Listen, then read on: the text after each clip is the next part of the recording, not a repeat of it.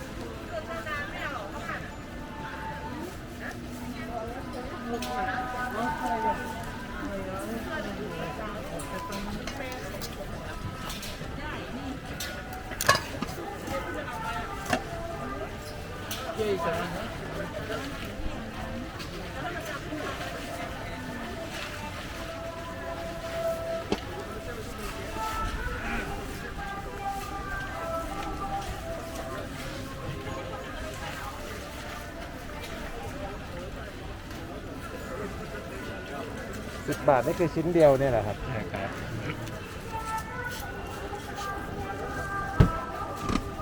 คือซื้อแล้วก็ถือกินไปเลยอย่างเงี้ยแหละ ได้ครับ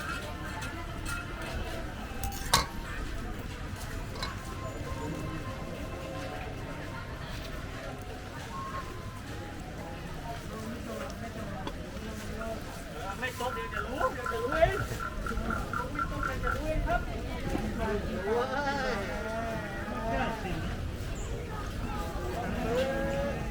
ไม่ตกเดี๋ยวจะรู้เองครับ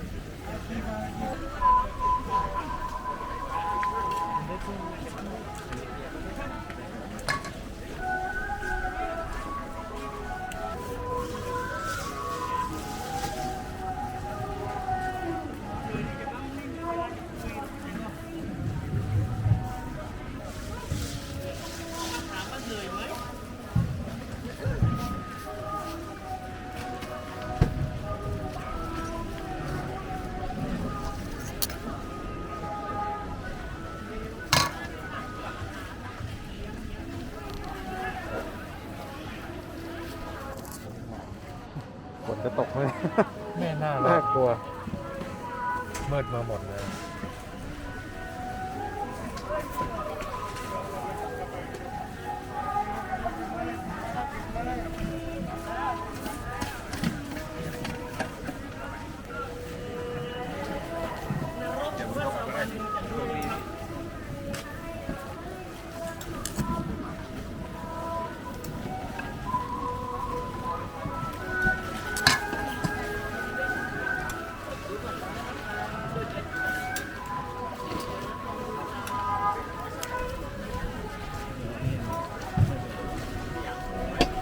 พันละ10 บาทลองชิมดูนะครับ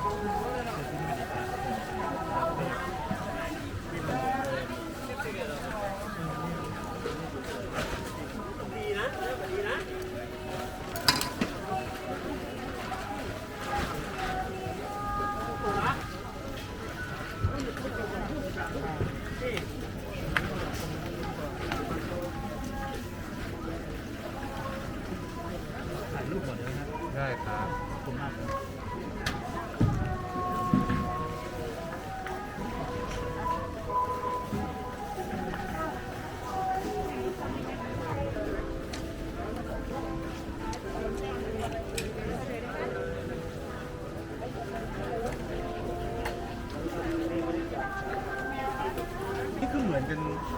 ครับเหมือนกันหมดเลยครับแตกต่างกันที่สีครับ It's just the noodles. Yeah. I'll try something sweet. I will try the orange one. ถือไว้สักแป๊บนึงนะครับ Thank you. He said you just wait for like, Huh? okay, just wait for like half a minute or something. Oh, สัก okay. 2 นาทีแล้วกัน Oh, 2 minutes, he said. You just wait. ขอสีส้มนะ Makes me more interested. I think maybe because of the water he spray, so it won't be too dry.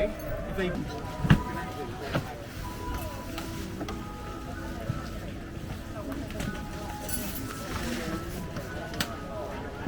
ถือไว้สักแป๊บนึงนะครับ อืม รอให้มันนิ่มๆแป๊บนึงไม่งั้นมันจะเหนียวนะ อืม พันธุ์ใหม่มันจะเหนียว